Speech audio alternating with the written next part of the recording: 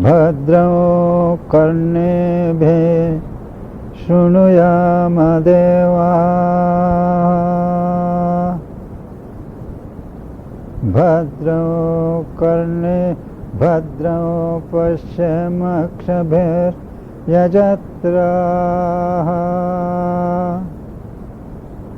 Sthirairangaisthushtuvansah tanubher Vyashema devahitam yadayuh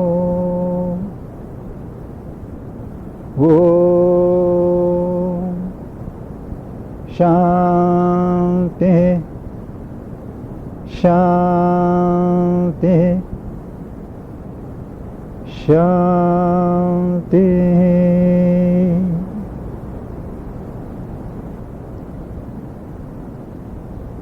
May we hear with our ears what is auspicious. May we behold with our eyes what is auspicious. With firm-limbed bodies, may we spend the God-allotted span of life adoring the higher powers. Peace to the mind, peace to the life energies, peace to the physical body.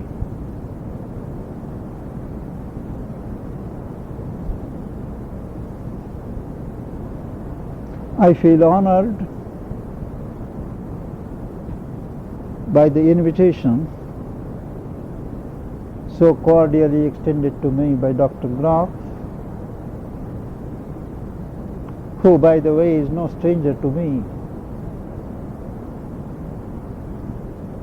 because on my first trip to this country, we visited this institute particularly because we know Michael Murphy, who as a young man, maybe about 22, he spent about 6 months in our ashram in Pondicherry. He was a very young, vibrant young boy with a very innocent face, and the first thing we did on meeting him here last time was to exchange notes on what has happened during the intervening 20 years. Of course, much has happened everywhere, and at that time I remember we had occasion to meet Dr. Graf, who was conducting a group, and I was asked to speak to them. Quite an interesting talk it was, but I don't remember the theme. But I remember the evening for one reason, that Dr. Graf asked me a question which nobody has ever asked. And I spoke of it on my return to our ashram to some of my senior colleagues. Some, at least one of whom is the oldest disciple of Sri Aurobindo.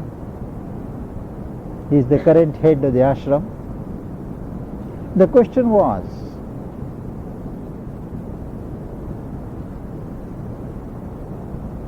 does the current increasing interest in things of the spirit and aspiration of people for higher consciousness,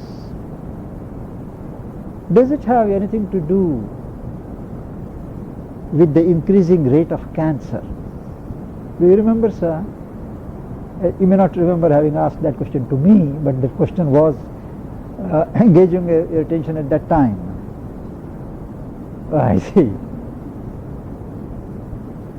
The theory was that in this forward movement, the movement of expansion, the movement of precipitated growth, whether the cells misunderstand the intention and they multiply themselves in their own way, expressing their aspiration in their own way. That was the question. I don't remember exactly what answer I gave, but I would answer it differently today in the light of experience, my own, and the mother's.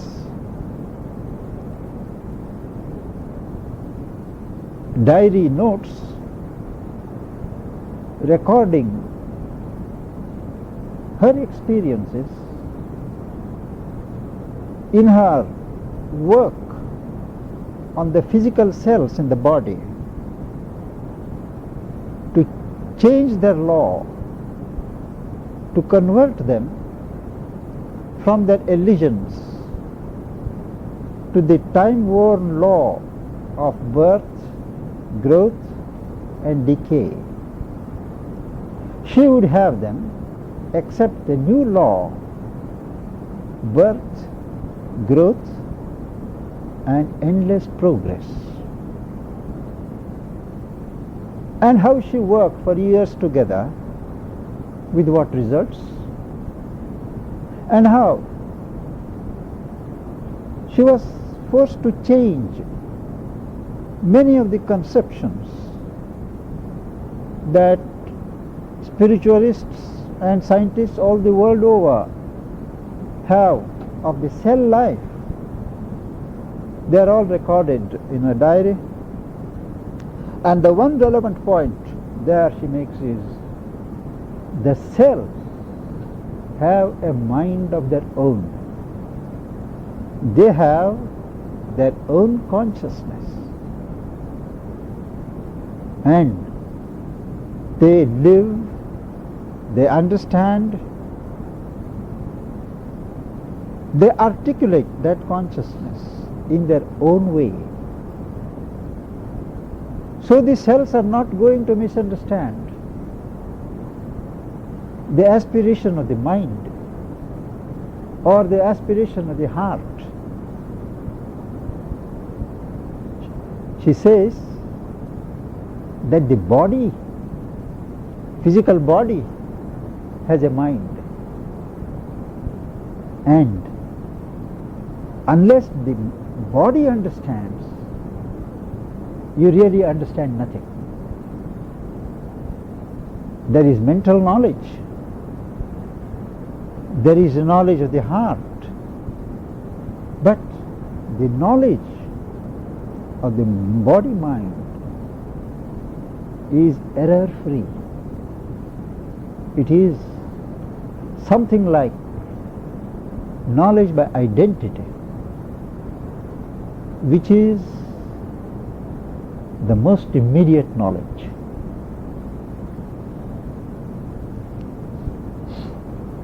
It is a highly interesting subject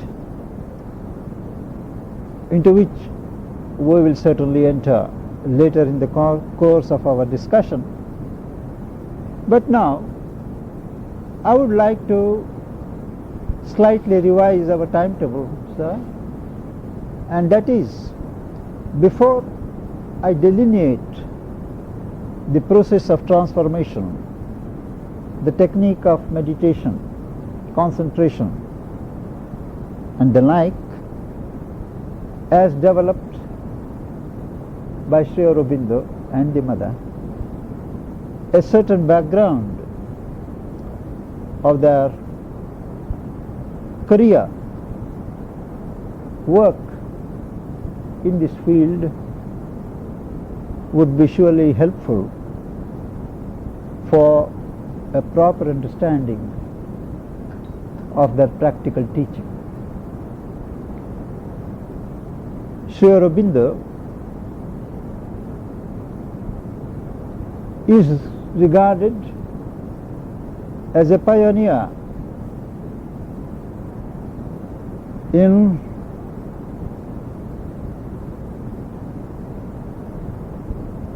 the development of affirmative spirituality in this century.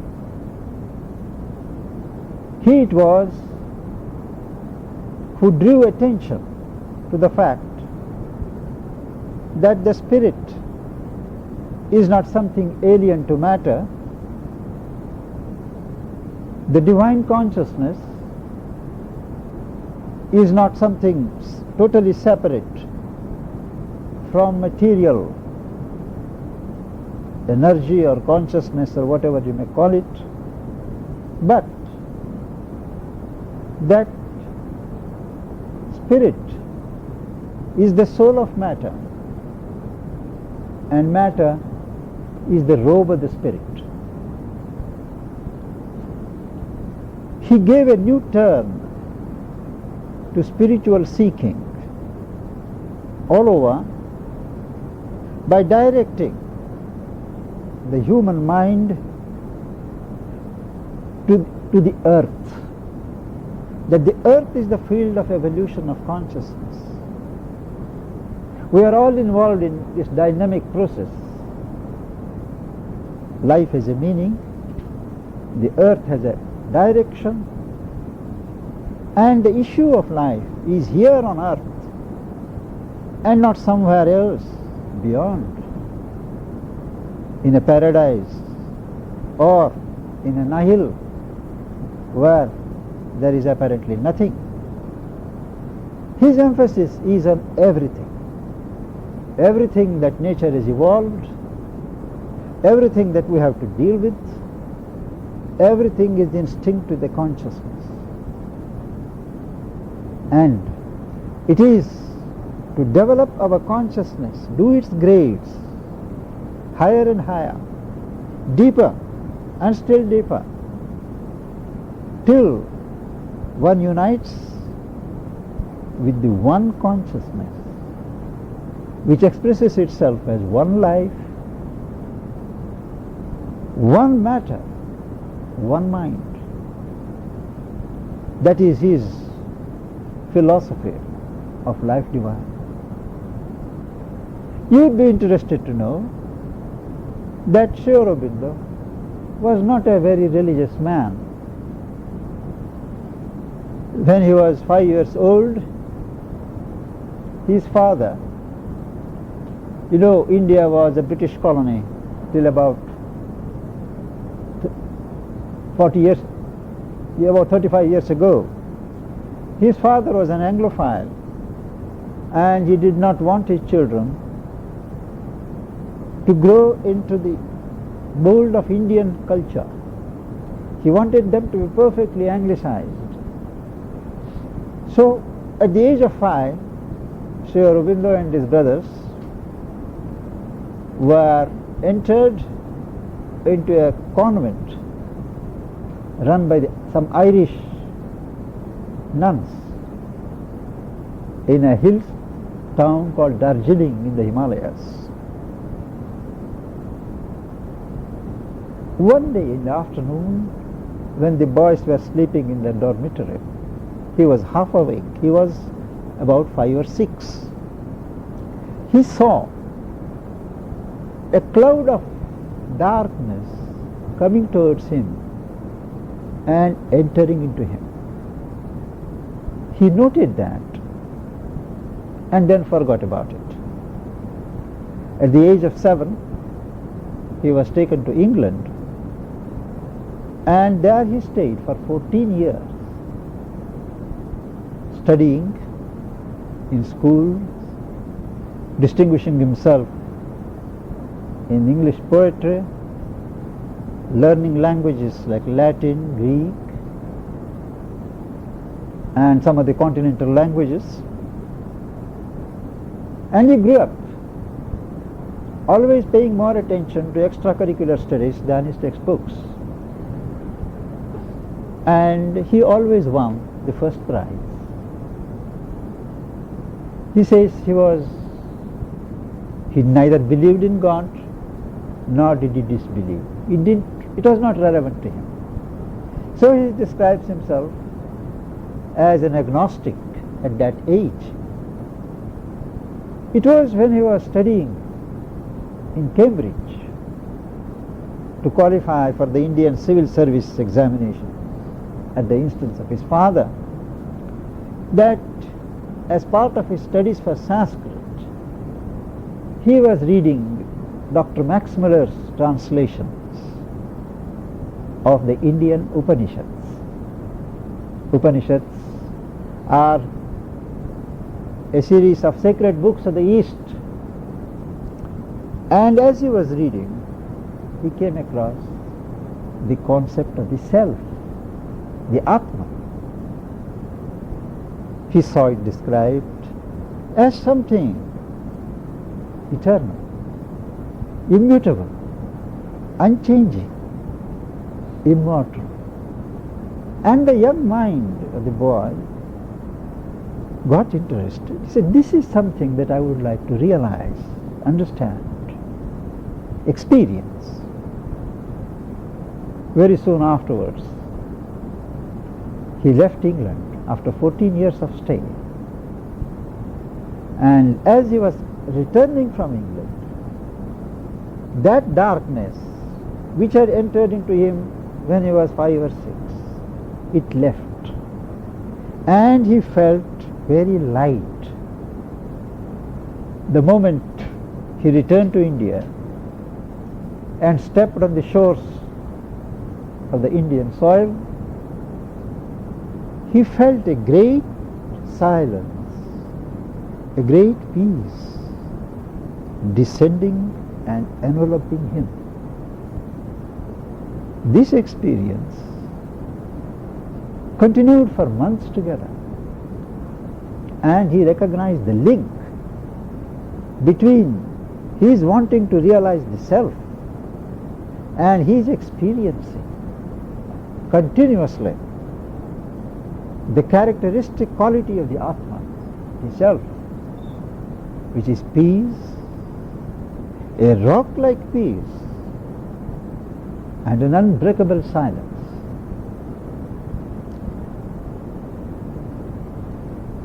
He engaged himself in educational work, teaching French and English in a college of University of Bombay. And once, I'm just giving you the major highlights with a purpose. He was driving in a horse carriage. At that time there were no motor cars. This was in the last decade of the 19th century. And as he was driving the highway, Broadway of the town, there was a possibility of an accident. He willed there should be no accident. And to his amazement, a luminous being surged from inside himself, mastered the situation, and the accident was averted. That was his first experience of seeing a personal form of something which we call divine. A few years later, he happened to go in the mountains in Kashmir, a very beautiful state called the Switzerland of India. And there, when he was walking alone in the mountains, when he came to the ridge of a hill, he suddenly discovered that everything had disappeared. There was only a vacant infinite. There was infinity around, but with nothing in it. That was his second experience. of experiencing the divine reality as the infinite. The third major experience was, some of his friends asked him once to come for a walk and visit certain temples on the shores of a river. And he himself was not a believer in worship of images or idols, so he was not interested, but all the same, to oblige friends, he went with them. And as the friends were busy participating in the worship of the idol, the image, the stone image of the Divine Mother, the Divine is worshipped in India in 7 or 8, 9 different forms. And there, in that particular temple, it is being worshipped as the Mother. So as he was idly gazing at the sculpture, at the architecture, his eyes turned to the image, idol. And there he found a living world mother was regarding him intensely with the gazing eyes. And thereafter, at that moment, he understood that the divine presence can reveal itself in a stone, in any form. He got himself involved in political revolutionary activity to overthrow the British regime. And as usual, a false charge was framed against him, and he was put in jail, waiting for his trial. And this period lasted for 1 year. At that time, he was reading the Gita. Gita is the Bhagavad Gita, a major spiritual text in India. It is a discourse by Lord Krishna, who is regarded as the incarnate Godhead. And one day when he was taking his constitutional in the compound of the jail, he stood below a huge tree which used to give shelter, shade from the sun, tropical sun. And when he looked up, he found that the tree was not there, but there was only the face of Lord Krishna. He looked around and saw that everyone around, the convicts, the wardens, everybody had the same face of Lord Krishna. He went to the court to stand his trial, and there the British judge, the other lawyers, staff, everybody had the same face. So he was overpowered by this revelation of what he calls the universal Godhead. Some of these experiences played a great part in shaping his outlook, his philosophy, that the human mind cannot limit the divine reality in this form or that form, form or formless, particular form, particular incarnation. It is beyond determination by the human consciousness. Thereafter, under an inner command, he retired from politics and devoted himself exclusively to an exploration of his consciousness, without a guide, without a teacher, always depending upon the inner guidance. And 4 years thereafter, he arrived at a body of knowledge which was, as I said in the beginning, world affirming. affirming the pervision of the divine reality in the universe. And at this time, he was joined by another remarkable spiritual teacher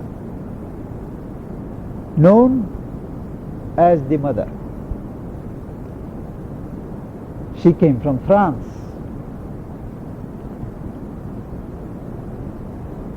She was also born about 100 years ago in Paris, and she was an unusual child. At the age of 5, she saw a light coming from above and making an impact on her head, a continuous light. And with that light, a sense that there is some work to be done in this life. But she did not know whom to ask.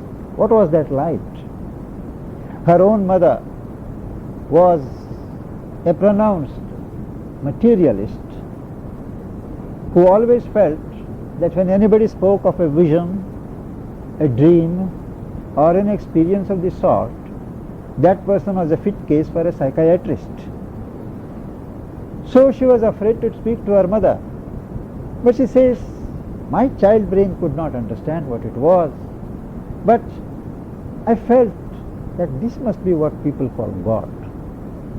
And thereafter, for full 90 years of her life, she never did a thing without reference to that light. From the age of 11, she found a number of spiritual and occult teachers, some of whom she was to meet later in life, would visit her in sleep and help to build an inner life. And when she was 13, for 1 year, she got continuously an experience. That is, as soon as she went to bed, she would find herself soaring above, floating, and she had a golden robe which would widen and widen till it would cover the entire town where she lived, and she would be there. And men, women and children, all sick, maimed, distressed, they would come speaking of their woes, and the robe would lengthen itself, and when they touched the robe, they would get healed, cured, and would go smiling. On her side, she noted there was an old man with an encouraging smile. She was later to identify him as the man of sorrows. And by the age of 18, she had arrived at a continuous communion with the divine presence in herself. But what next? She used to see an oriental figure, short figure, brownish dark, again and again. And she was a very good artist. She drew a pencil sketch, an impression of the face, and kept it along with herself. She didn't know much of India at that time, but she was led to call him Krishna. And she was wondering, what next? She has the contact, but how to reach it to the others? How to manifest that higher consciousness? It was at that time that she came across Swami Vivekananda's lectures in America on Raja Yoga. And she says, she was amazed that there could be someone who could give detailed instructions and directions in the inner journey. And pretty soon thereafter,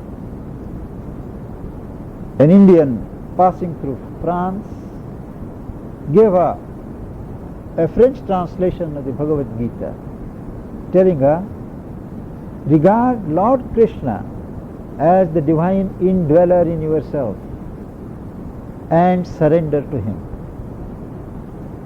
She did likewise, and she says the whole work was done within 1 month. And very soon thereafter, she came into contact with 2 remarkable occultists. She had her own inborn occult powers, like going out of the body, telekinesis and things like that. But she had not mastered the technique, the art of occultism. That time she met a remarkable Russian Jew calling himself Max Theon,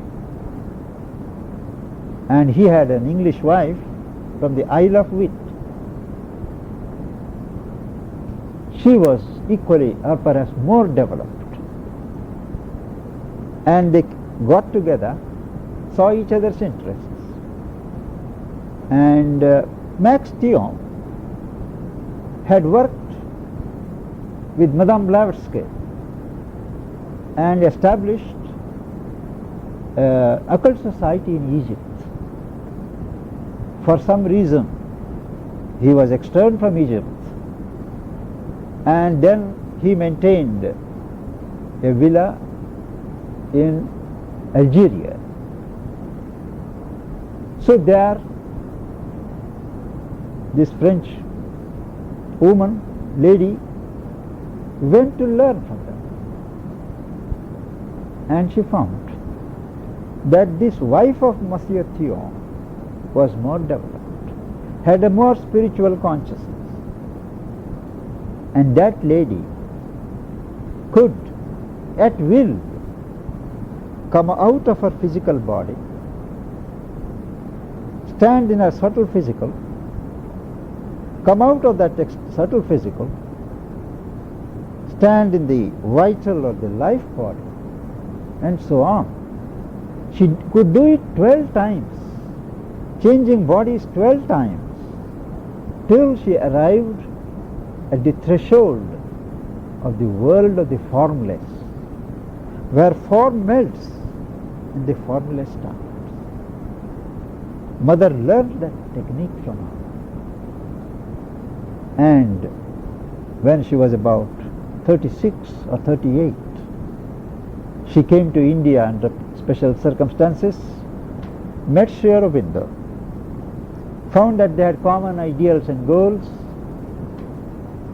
and they started a philosophical quarterly, a journal, monthly, called the Arya, in which Sri Aurobindo gave his metaphysics of life divine, developed the technique to translate it into practice as the synthesis of yoga. He studied and discussed the development of humanity on the sociological level, the various stages through which humanity has passed in its collective life, and where it is leading towards the spiritual age. He traces how from in the beginning there is the intuitive, the symbolic, the religious age, followed by the conventional age, followed by the individualist age, followed by the subjective age in which we are now stationed, leading to tomorrow, the beginnings of a spiritual age. He also traced the development of humanity on a political level, and shows how the whole world is moving towards the ideal of human unity. Both Sri Aurobindo and the Mother believed in living spiritual life on earth. For them, God is not something to be worshipped, but to be lived. All religions, all traditions have prepared humanity from different angles towards this age where the individual man, individual person is on the way to become the universal person. The mind of the intellect is being taken up and subsumed in higher faculties of mind, leading through successive levels of consciousness to what may be called the truth mind. We have passed through the stage of the sense mind, passed through the stage of the reasoning mind. We are currently in the thinking mind, the thought mind. There are further levels: the higher mind, the illumined mind, the overmind or the cosmic mind, the supermind or the truth mind. I am just mentioning these names. We will come to the detailed description later.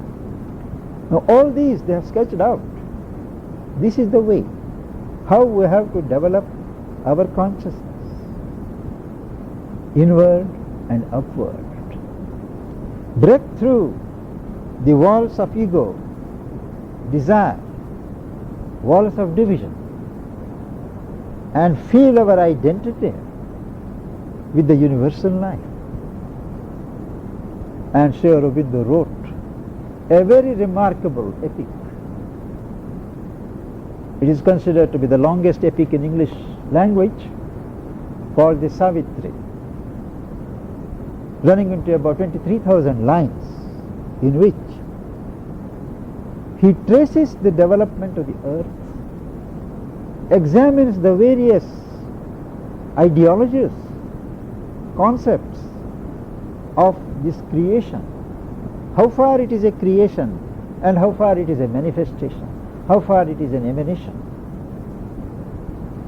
He gives the scientific approach, religious approach, occult approach, spiritual approach. He describes his own yogic pursuit, the yogic pursuit of the Mother, in reaching different levels of consciousness. And in one whole book running into 200 pages of that epic, it runs into 700 pages, he describes each occult world, our physical world, overtopped by the subtle physical world, the world of form, the world of ideals, then the small life world, the higher life world, the world of the small mind, the world of the larger mind, the world of the self,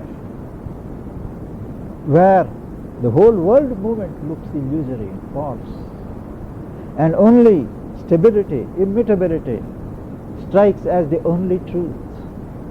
And how later on there is the dynamic consciousness, the psychic world, where all souls after death retire, recoup, and prepare for the next birth.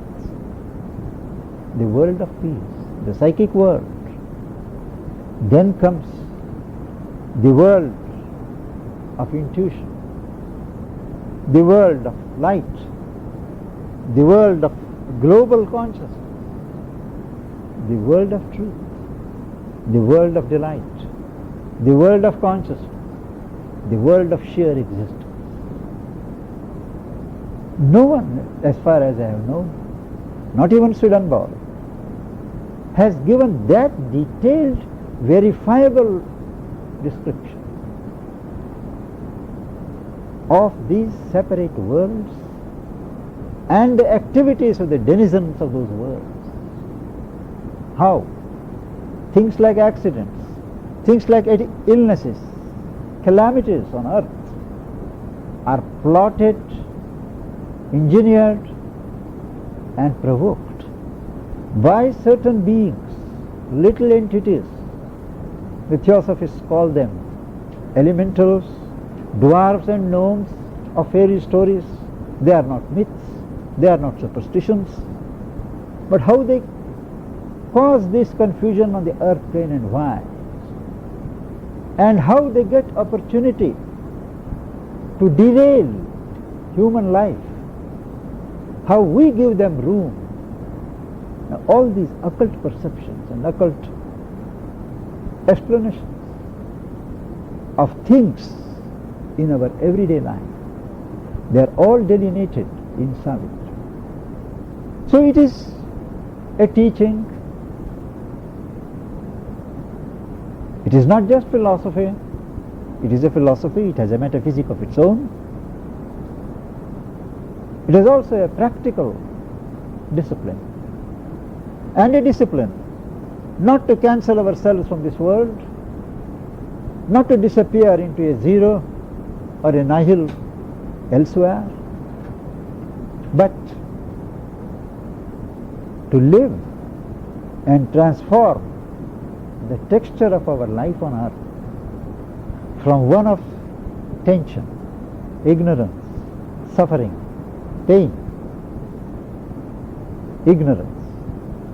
falsehood, into a growing image of what we understand by the kingdom of God on earth. Perfect knowledge, perfect beauty, perfect rhythm, perfect power, and a certain immortal consciousness, leading us to the discovery, ultimately, of the secret of conquering death in the body. This is the background of the teaching of Sri Aurobindo and the Mother, and they have founded a spiritual community of seekers in India, which has been growing for the last 50 years, where I have spent my last 42 years of my life. We are there about 2,000 people from different parts of the world.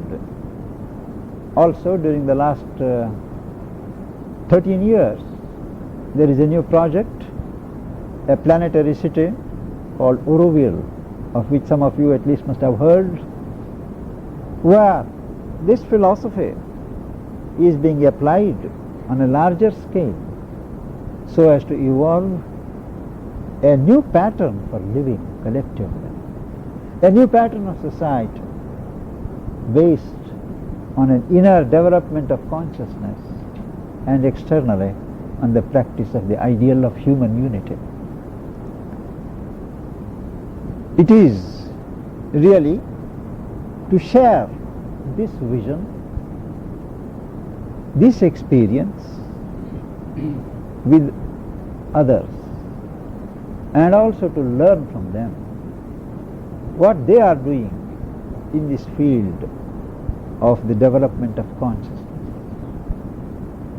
That I have been coming to this country, been going to Europe and various other countries. And my focus is America, because it is here that the effort and the movement towards a new consciousness is more widespread, more organized, in several groups, several units, than in any other country. in every meeting that I have been addressing or seminars, there is always one question that I come across. How can you be that optimistic when there is so much of a nuclear threat? All of us may be wiped out in one moment. Apart from all these awesome prophecies of Edgar Cayce, Nostradamus and all these, doom is round the door, and all that you talk looks like a dream. Is man going to survive? My only answer to them is what Sri Aurobindo says, that God has need for man. Man has come to stay. After millions of years of labor, of evolution, nature has produced man. Man means here in this context human. And he is the only creature, being, who does not need to change the external form in order to house new forms of consciousness, new charges of consciousness. At previous levels of evolution, nature had to build different forms to embody higher levels, each successive level of consciousness. But the human being has shown remarkable capacity for adaptation,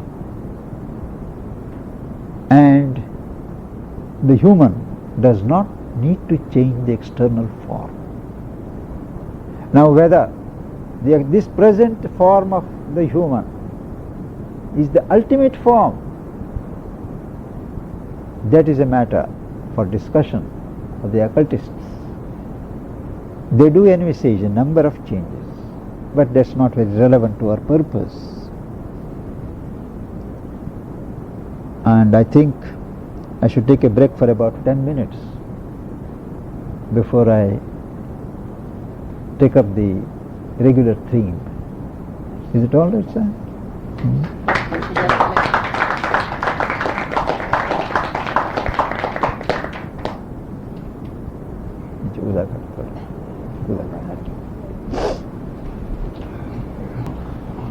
Our primary concern is consciousness. But what is consciousness? There are so many descriptions, definitions, connotations going round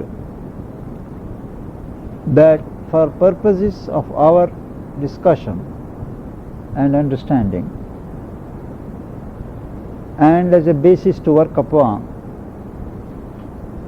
I would like to simplify the explanation of consciousness as something that is aware. Awareness is consciousness. And of this awareness, the first dimension is self-awareness. To be aware of myself, that's the first. The second dimension is all awareness, to be aware of all else. So consciousness, you may say, is self-awareness and all awareness.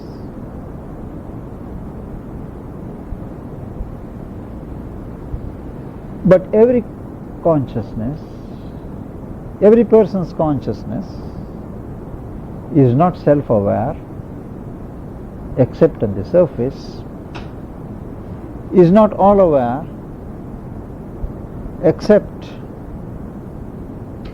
through the senses of a limited range. Sri Aurobindo would say that our active consciousness is very much like the tip of an iceberg. 9/10 of our consciousness is hidden from us, and it is the labor of evolution to extend the area of consciousness, to heighten it, and left to nature, it is a very, very long process, taking perhaps millenniums. But with the arrival of the human being, the evolutionary progression has come to a definite stage, because the human being is self-aware. For the first time,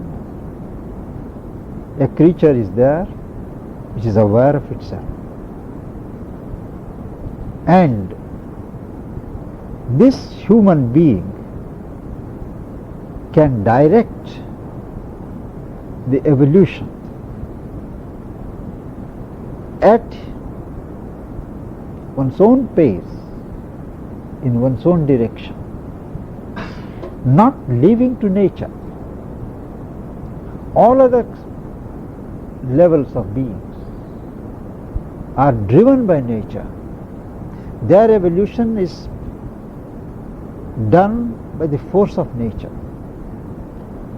But for us human beings, it is in our power to determine the rate at which we shall evolve. And techniques of yoga, of which concentration, meditation, contemplation, all these are certain techniques, processes of yoga. Now what is yoga? Yoga is, as the dictionary would tell you, union. But union with what? With an extra cosmic deity, power, something outside, a god, an angel? Well, yoga does not concern itself with religious conceptions.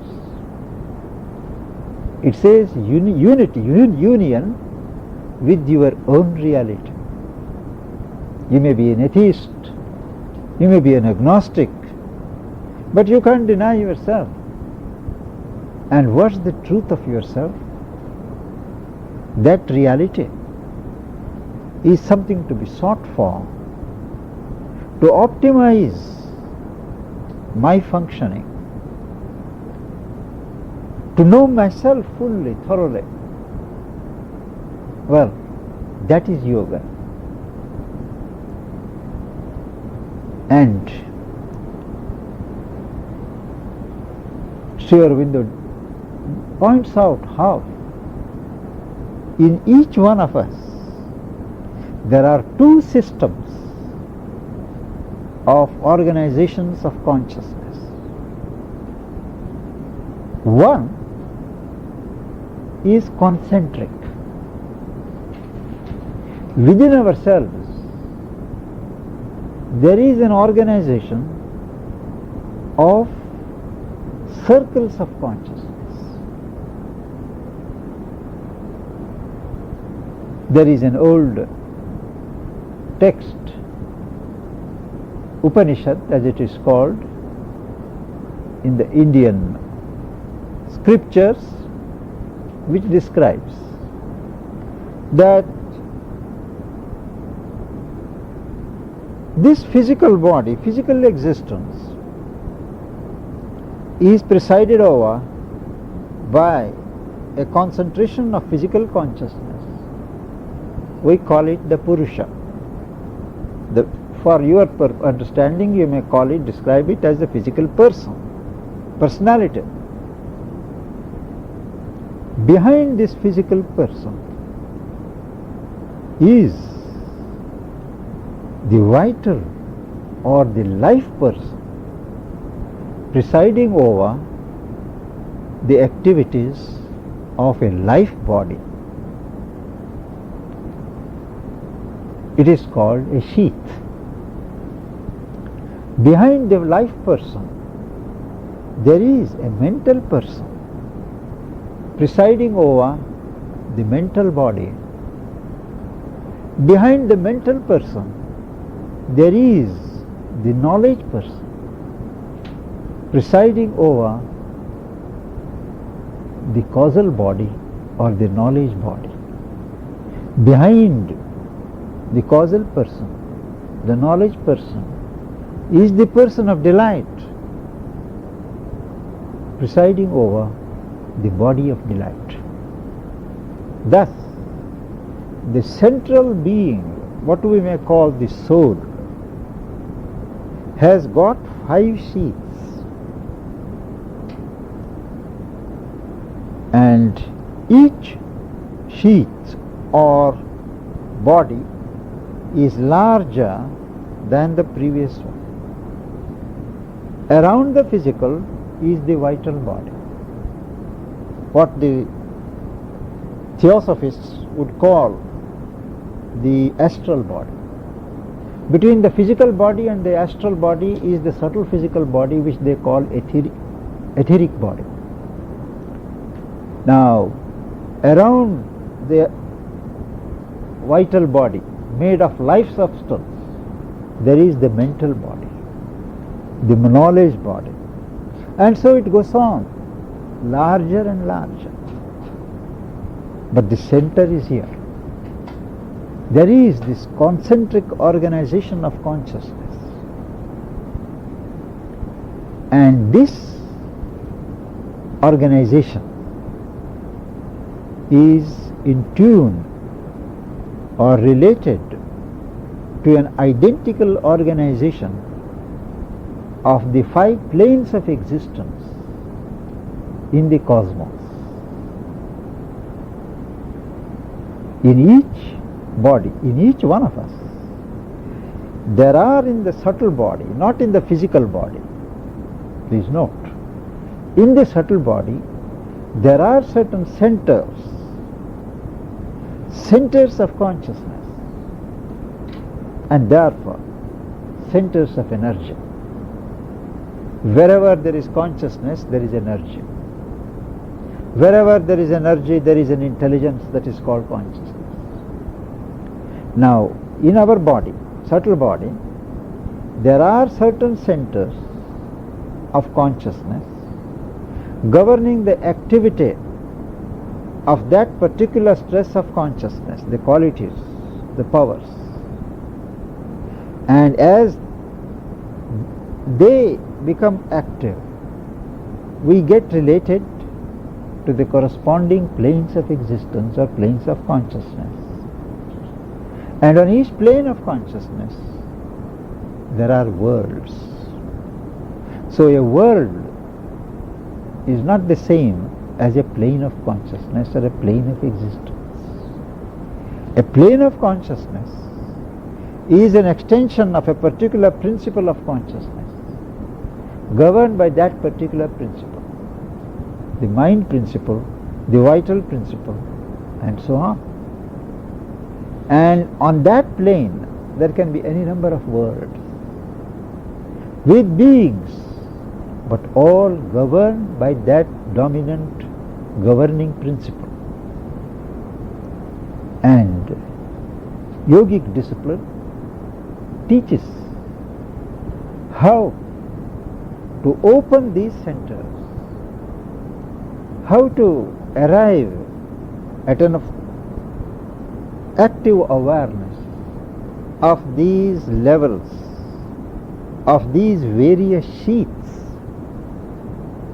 We are mostly aware only of the physical sheath. We are aware of a life energy coursing through the body, But that there is a life body, a life sheath, we are not aware. That there is a mental body, a mental sheath, we are still not aware. These are the three of which we are aware through the results. But the other bodies, we are not at all aware. Yogic science aims at making us conscious, making us awake to the existence of these areas of consciousness in us. That is the concentric organization. There is also a vertical organization of consciousness, and that is the physical, the vital, the mental, and above the mind. There are layers, many layers and self-formulations of consciousness, which is called, in one broad term, the spiritual. The spiritual levels of existence, the spiritual consciousness. It is one term that is conveniently used to describe in a compendious manner the various levels of consciousness above the mind. Sri Aurobindo's integral yoga aims at opening up not only the concentric system but also the vertical system, at fully developing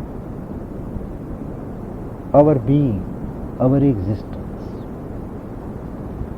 Not to use any one faculty like the mind, like the heart, like life energy as a springboard to take a jump through knowledge, through devotion, through activity into the beyond, but to maximize our faculties and enrich our life in a certain totality,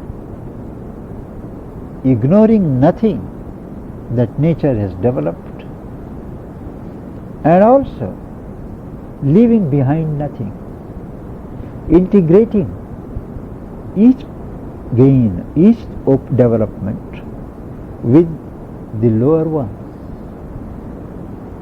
assimilating the growth of one part with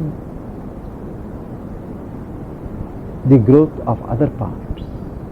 It is what it may be called a total yoga or an integral yoga, and of this meditation is an important process. Now, what is meditation?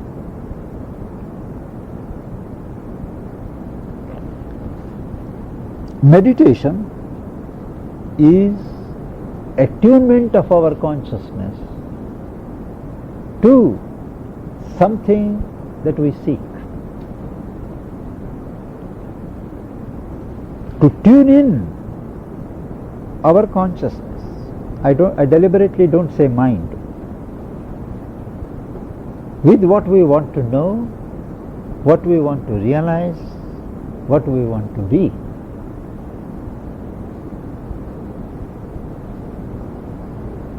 It is not attunement only of the mind. I don't need to point out that consciousness is not the mind. Consciousness, self-awareness, is extended all over. Mind in the yogic psychology is only a particular formation of that consciousness for particular ends. There is a consciousness in our cognizing, reasoning, thinking mind, or consciousness as mind. Similarly, there is a consciousness, there is a mind of the heart, in the heart, emotional mind. Sri Aurobindo speaks for that purpose of several minds in the human. There is the mental mind, there is the emotional mind, there is the life mind, there is the body mind, and above the thinking mind, I have mentioned, there are other types of mind. We normally confuse the thinking process with the mind. It is an important part, but it is not the whole of consciousness. So, to come back to the theme, attunement of our consciousness to what we want to be or realize or understand. And this is different from concentration. Concentration is fixation of our consciousness on a particular point. Meditation is something moving, a working out, a changing dynamism, attuning us more and more to our object. Contemplation is still something different. Contemplation is where you just watch the flow of images, the flow of thoughts without interfering. You take the position of a witness and watch all that goes on the screen of the mind. That is contemplation. Meditation, you will realize, need not always be spiritual type. Any person poring over undistractedly on one theme, on one subject, he is meditating. An artist over his picture, a poet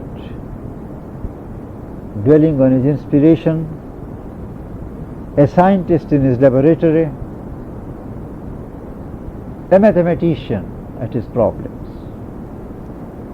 They are all meditating. Meditation is the flow of consciousness on or around a chosen theme. There is a channel, it creates as it goes, uninterruptedly, undistractedly. This consciousness flows. That is meditation. And how do we set about it?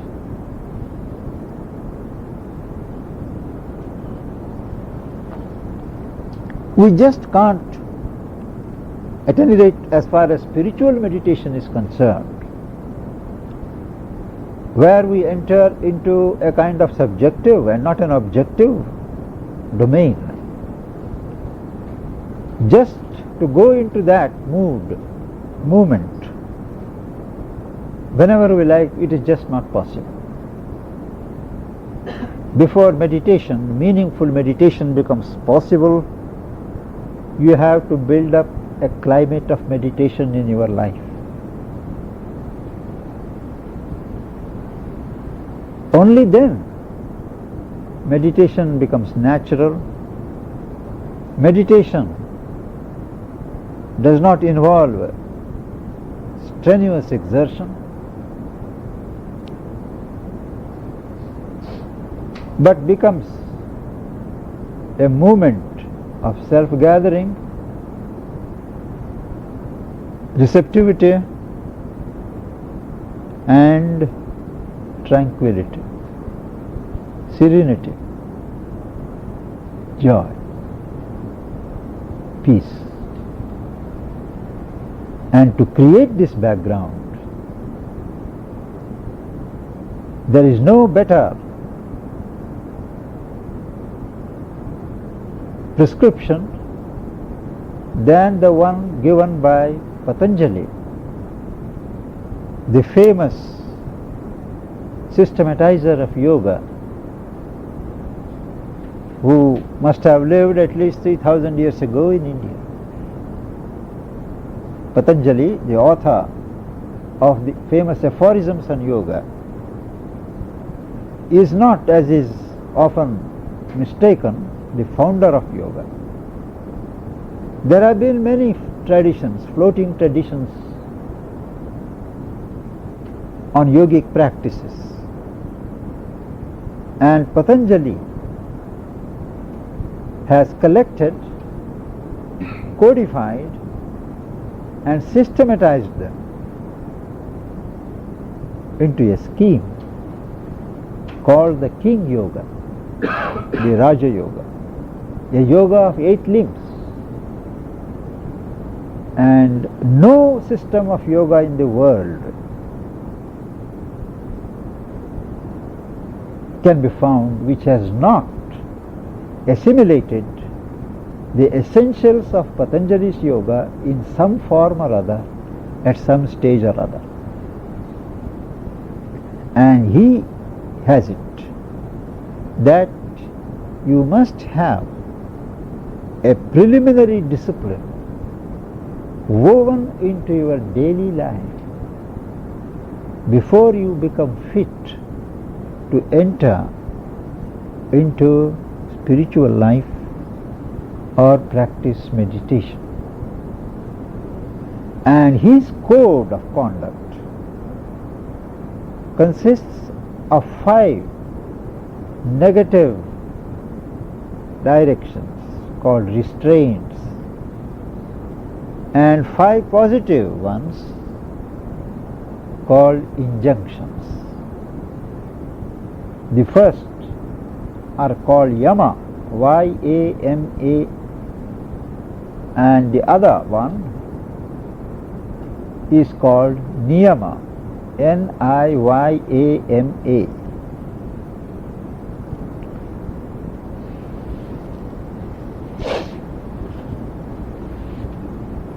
The first requirement, according to him, is cultivation of non-violence. He does not mean non-injury to others, physical injury to others. That goes without saying in any civilized society. What he means is, it is at a psychological level that you must build up the sense of non-injury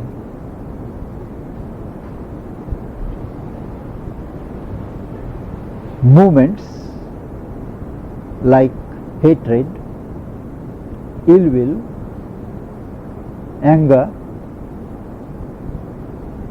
They injure. Those vibrations go and harm others who are the targets.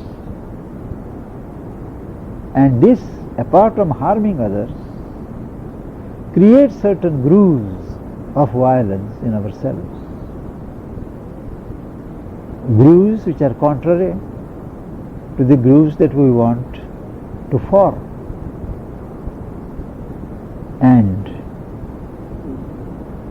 the test that you have eschewed violence from your being is the traditional enemies,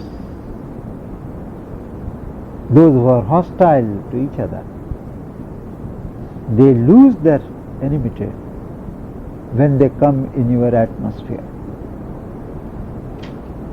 It is something more than a legend that in the hermitages of many sages, not only in the past but even today, you will find the traditionally hostile animals, like for instance the serpent and the mongoose and other animals.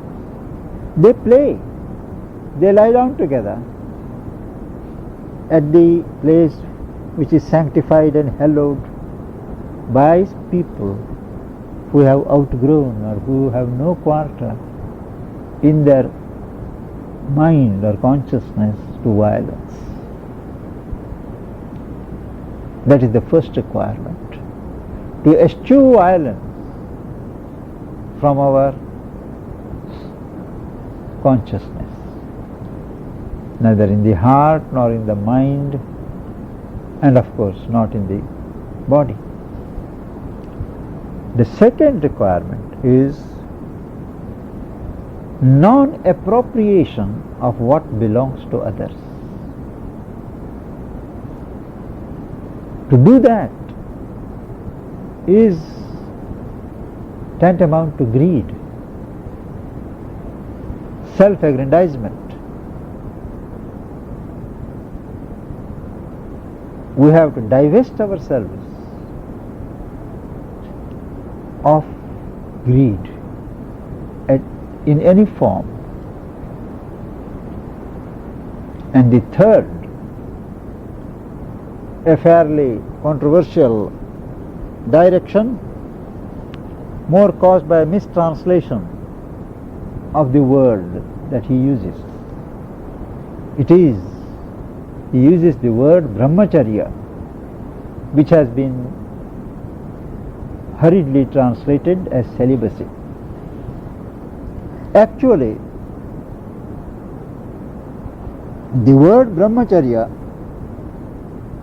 literally translated, means the way leading to God.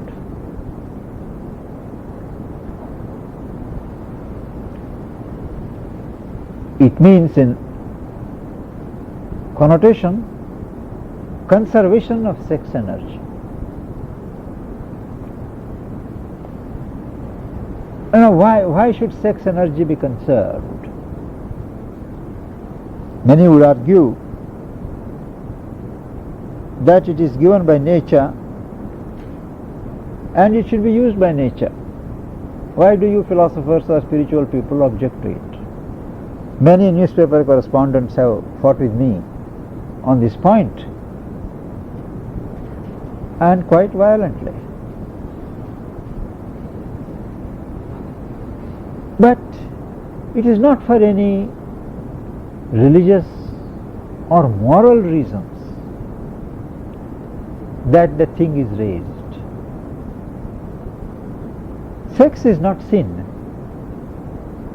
It is a part of life and a legitimate part of life. It has its role to play. But when one turns to spiritual life,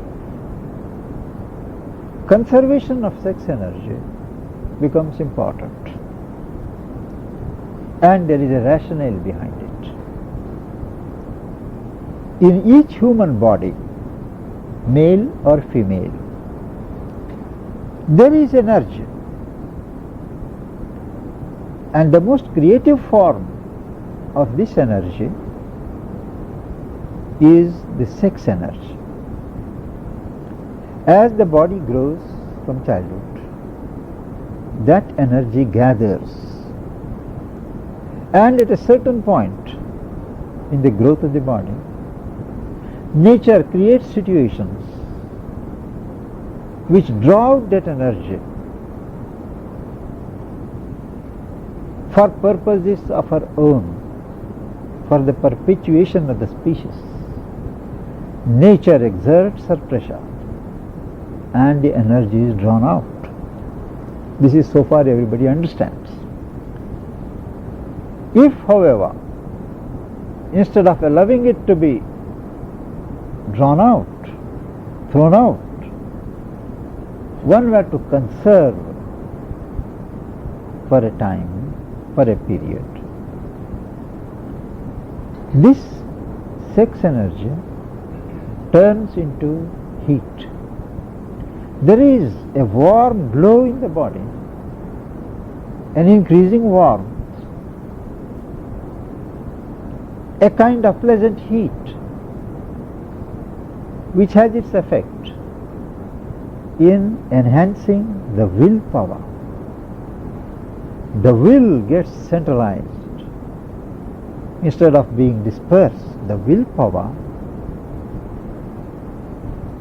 multiplies itself, and you have that self-confidence of self-effectuation. Conserved still further, this heat turns into light. Light means the brain gets illumined, the memory power gets strengthened, the intellect flowers.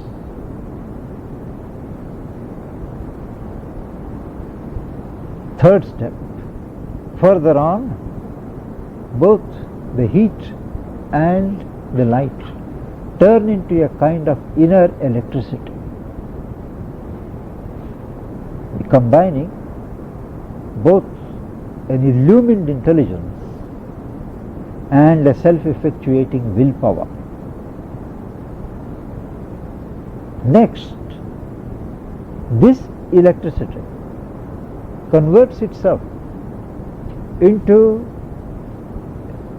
a creative power of primal ether. You know, all this creation is grounded on ether. Now that primal power of creation of ether, one acquires creativity in any sphere that one chooses. And next, this is turned into spiritual energy, leading or making possible self-realization, realization of the self, the immortal self. For those who are interested, I would give the Sanskrit names. The sex energy is called Retas, R-E-T-A-S.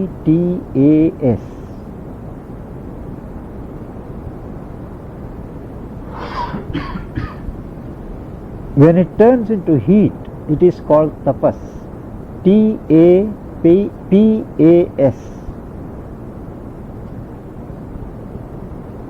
As it turns into light, it is termed Tejas, T-E-J-A-S.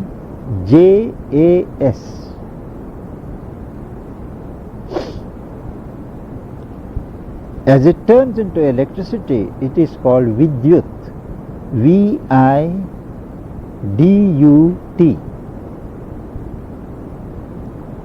When it turns into the primal power of ether, it is Ojas, O-J-A-S.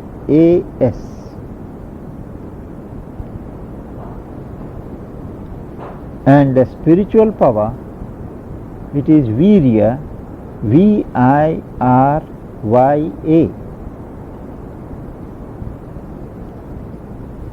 This is a detailed rationale which can be verified by anyone choosing to. Now what does it mean in practical life? It means not to dissipate sex energy. Use it by all means where your station in life requires you to do.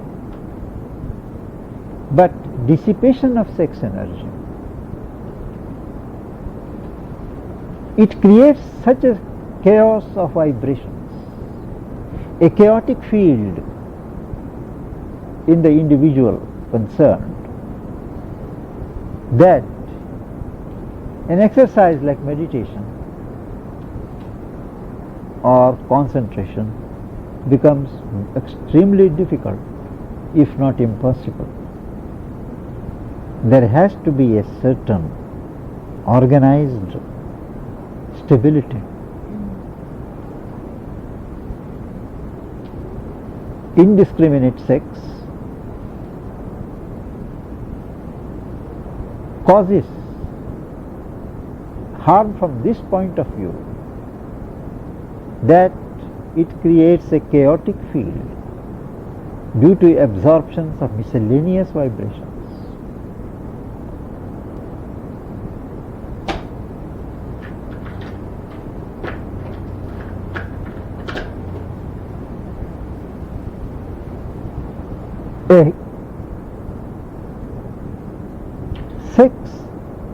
Sex interchange between two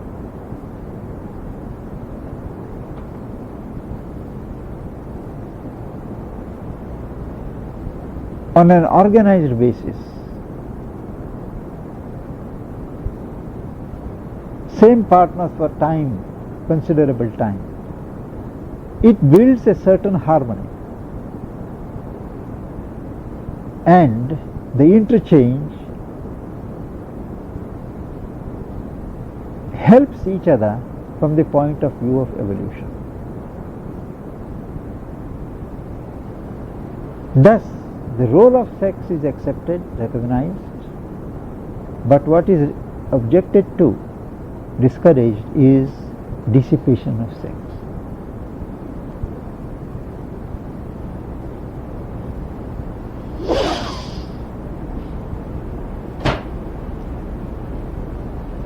The next requirement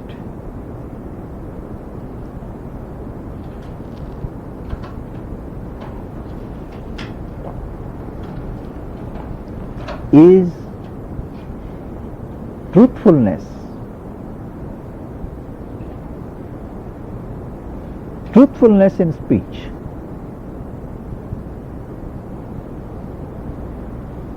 And truthfulness in speech cannot come unless there is truthfulness in thought.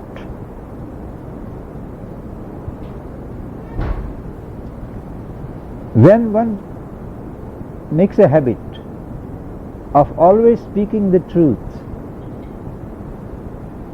it is a yogic phenomenon that one acquires the power of what is called perfection of speech, which means whatever you speak comes true. A person who always utters the truth, he gets a self-effective power by which whatever he utters comes true.